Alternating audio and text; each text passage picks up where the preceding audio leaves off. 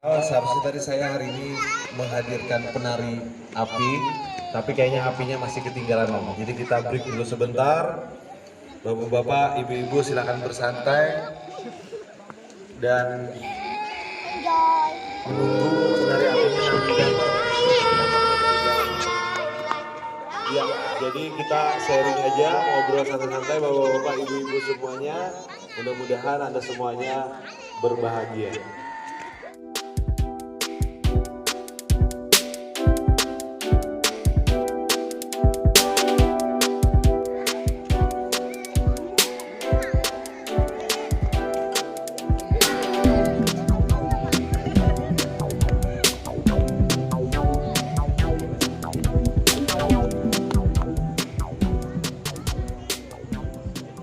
Apa mau diungkapkan, mungkin juga sedikit mewakili teman-teman di sini, dan ulun mungkin sedikit membawa berita bahwa di HIPMI itu ada kaitannya dengan ini, bisa juga nanti ya.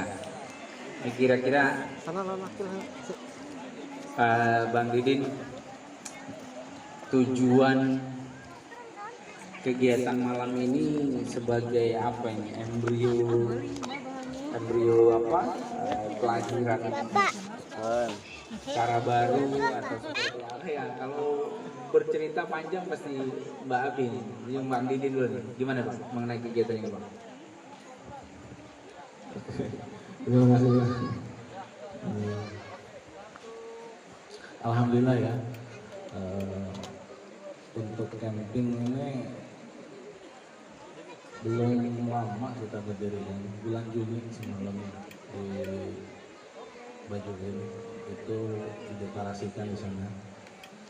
Seiringnya berjalan waktu sampai ke sini semakin banyak dan semakin melebar lagi.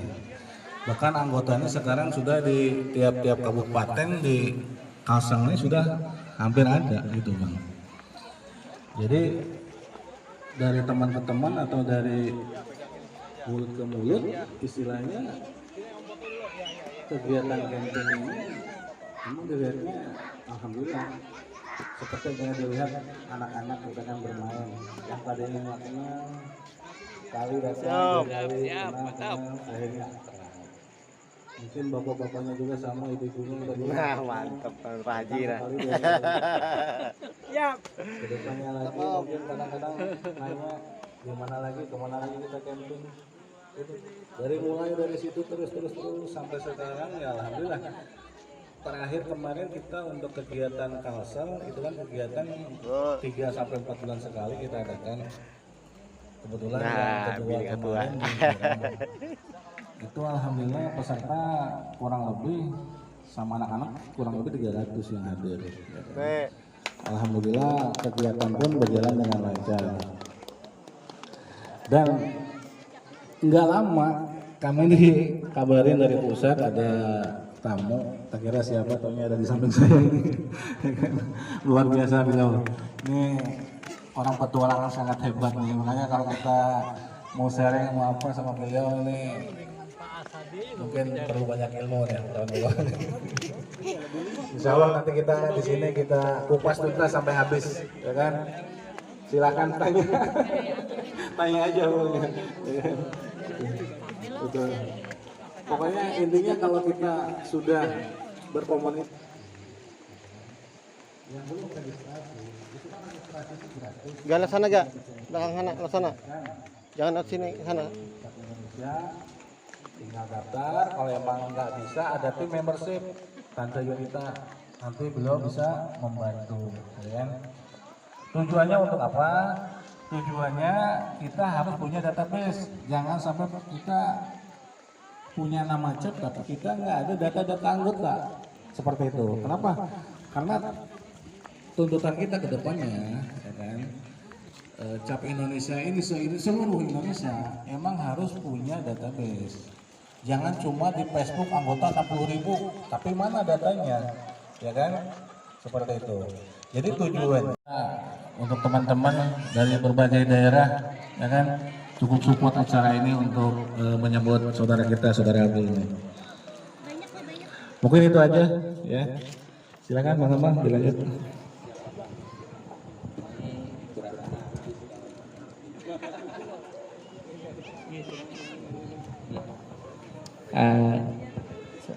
Bang Asadi, izin Bang bisa bergabung Bang. Ada permintaan nih, katanya buat nyampein ini off-road besok nih kemana jalurnya. Kalau pindah salah jalur ya. Mungkin ulun menanggapi Bang dari HIPMI. Kalau dari bahasa HIPMI kami memperkenalkan dulu, HIPMI adalah Himpunan Pengusaha Muda Indonesia. Nah, kebetulan ulun kalau secara struktural ulun berada di wilayah pengurus provinsi. Nah, alhamdulillahnya HIPMI ini sudah mengakar juga Bang. Jadi mengakar sampai ke kabupaten kota. Jadi kita punya perwakilan yang aktif 13 kabupaten kota. Dan ada beberapa kabupaten kota yang akan dilantik ke depannya, ada 5 lah, karena SK mereka sudah rata-rata habis, umurnya udah tua. Jadi dengan kegiatan pariwisata di HIPMI ini punya bidang, ada bidang yang konsentrasinya ke arah situ, karena apapun hasil tentang kegiatan pengusaha ini kita harus semua sentuh, ya termasuk pariwisata.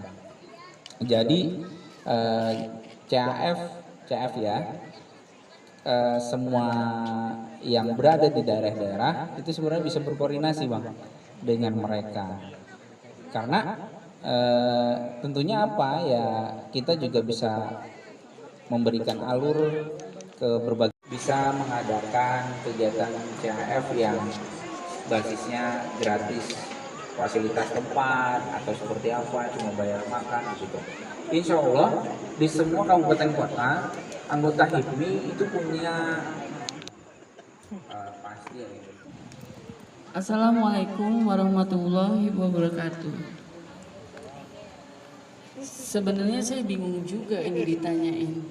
Semuanya banyak banget ini. Satu-satu yang mana dulu yang mesti saya jawab?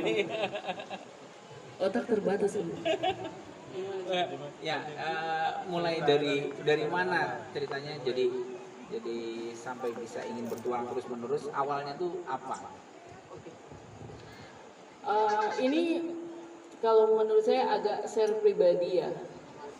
Dulu saya awal terjadinya seperti sekarang itu nggak mudah. Mungkin tempaan alam, dalam arti kata pada saat saya menikah, divorce, usia masih muda, 24 tahun, hingga 26, usia 26, posisi saya sudah jadi branch manager di Jakarta untuk bank. Ternyata ada tawaran, mau sekolah lagi nggak? Pertama saya harus meninggalkan anak-anak saya, mau maju apa saya mesti stuck di Indonesia. Saya berpikir, kalau saya nggak ambil ini tawaran, belum tentu saya dapat tawaran yang kedua. Saya harus berbesar hati walaupun di dalam sakit, karena untuk tidak mendampingi anak-anak saya untuk berkembang. Tapi alangkah bodohnya saya bila saya tidak mengambil kesempatan ini, karena untuk saya urus untuk asuransi pendidikan, asuransi kesehatan, dan nabung sedikit-sedikit. Akhirnya setelah tertutupi semua, mengembangkan bisnis.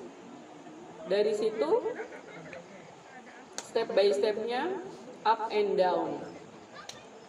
Ada satu titik pasrah dalam hidup saya pada saat down. Saya sudah bilang sama Allah, mau ambil deh nyawa gue udah gak kuat. Tapi ternyata enggak. Dengan begitu Allah mungkin kasih seperti kado terindah dalam hidup, tapi dengan kemasan yang berbeda. Akhirnya di usia 36 tahun, saya udah mulai tuh menata atau bikin infrastruktur yang akhirnya merusak alam, dan akhirnya akan jadi kacau semua. Itu aja sih. Terima kasih Mbak Abi. Ini gimana nih, teman-teman mau dilemparkan dulu atau yang nanya dari ini senior di sebelah ini? Kayaknya udah nggak sabar. Gimana Pak? Mau?